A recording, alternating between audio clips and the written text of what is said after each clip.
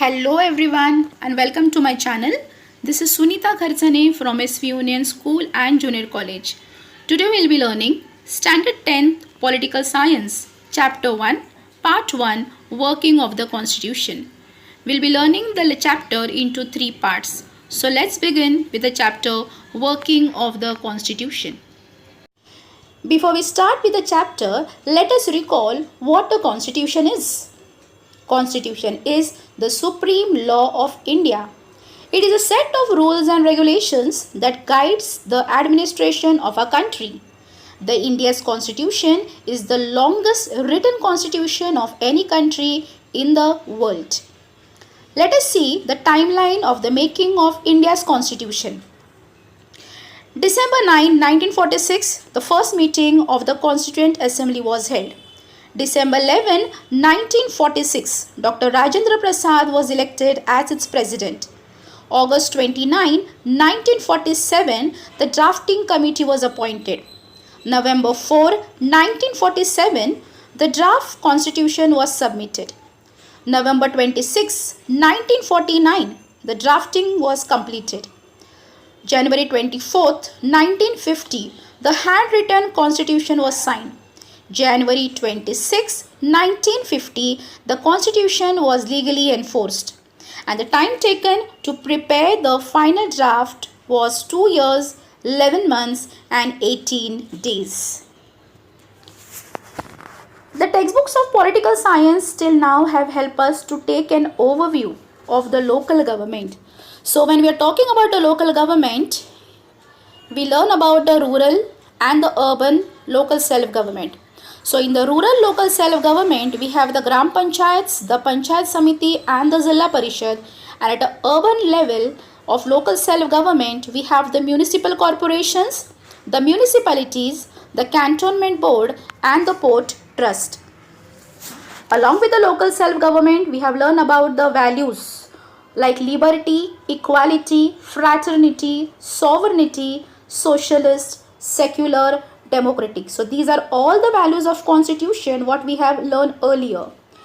And also the philosophy of the Indian constitution as the governing structures. This is the governing structure which is created by the constitution of our nation.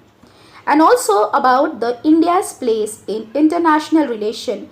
In our standard 9th India's foreign policy, we have already learned about the India's place in the international relation.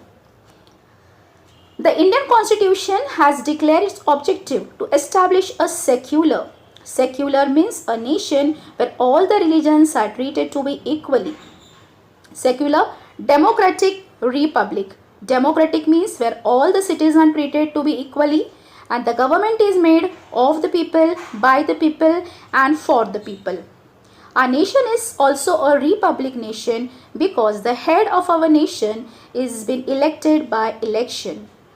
The president is the head of our nation and the head of our nation is been elected by election. So India will be called as a secular, democratic, republican nation.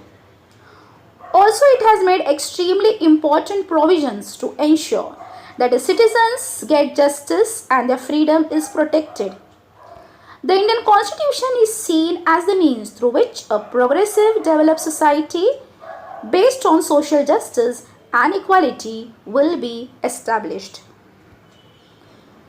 The Constitution of our India was adopted on 26 November 1949 and it came into effect on 26 January 1950. So the year 2020 marks the 70 years of the adoption of the Indian Constitution. This chapter, Working of the Constitution, focus on the 3 areas. Those are the democracy, the Indian judiciary and the social justice.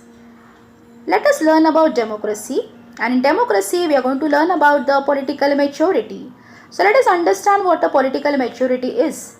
When people get mature about the functions of the political system and they become aware of their rights, this is called as a political maturity. So democracy does not merely imply a representative structure. The essence means the significant feature of representative system is to integrate, that is to combine or to bring the principles of democracy in actual practice. Once this is done, then democracy becomes an integral, that is the important part of the political life of a society.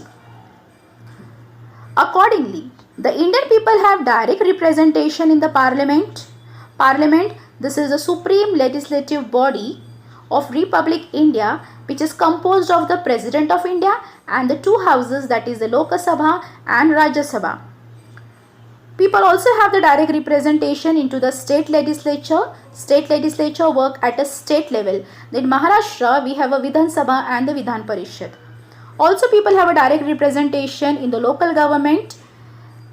Holding free and fair elections at a regular intervals is an important indicator of India's successful democracy.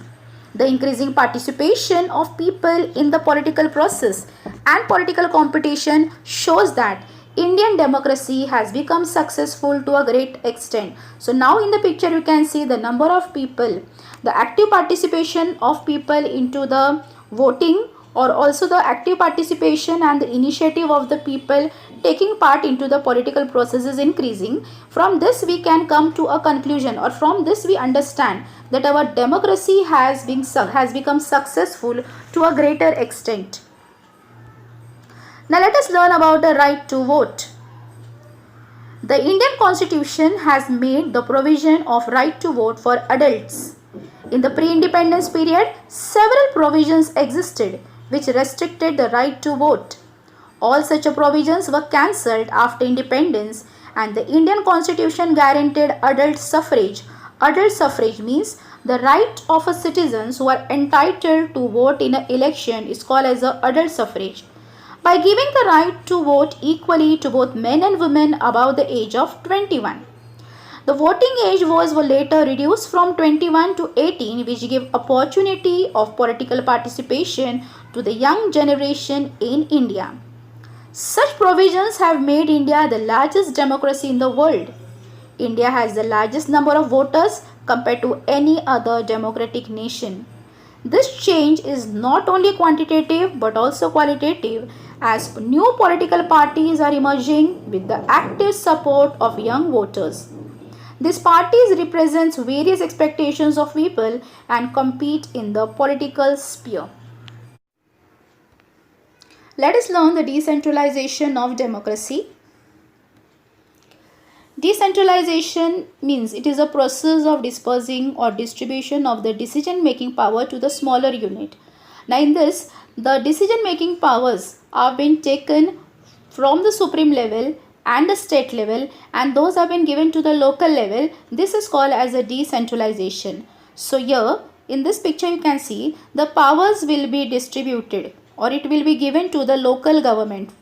This will be called as the decentralization of the democracy. So these are the various levels. The supreme level you can see the union government, state government. From the union government or state government, the powers will be given to the local government, and this will be called as the decentralization of democracy. Now let us learn in detail about the decentralization of democracy. Decentralization of democracy. Decentralization of power is central to democratic government.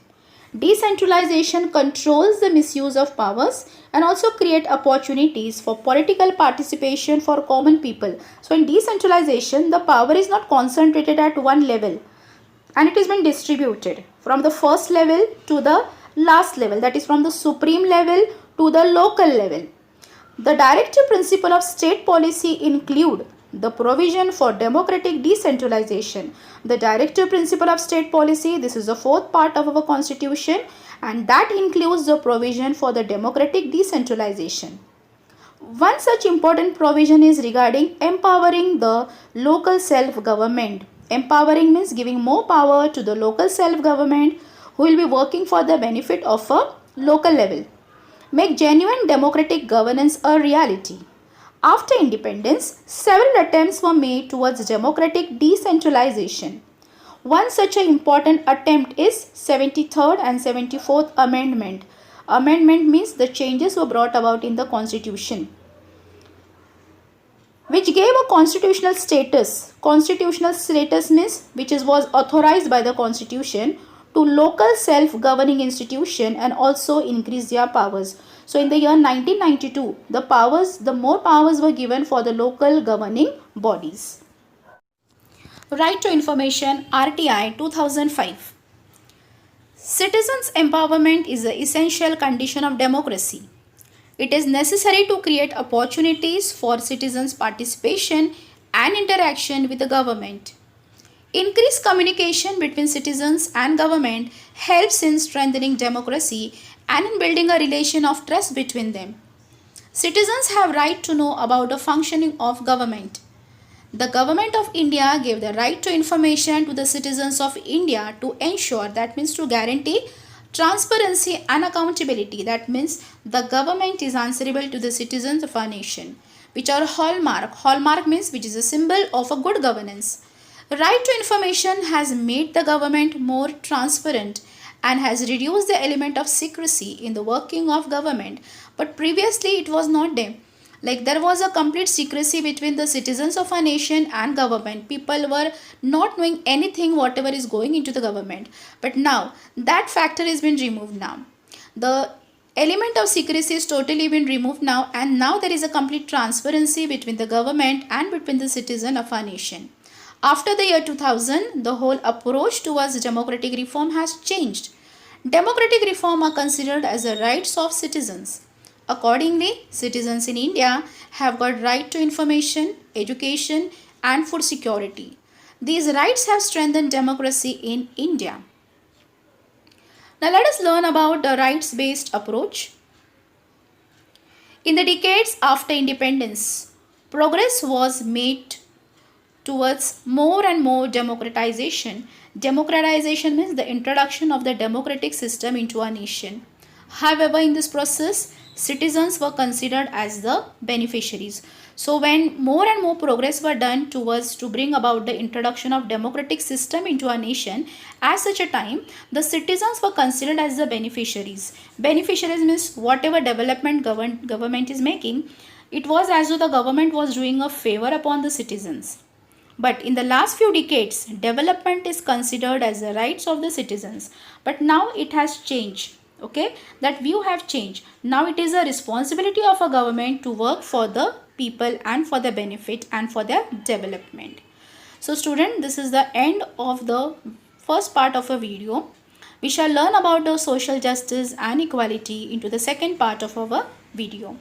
Thank you students.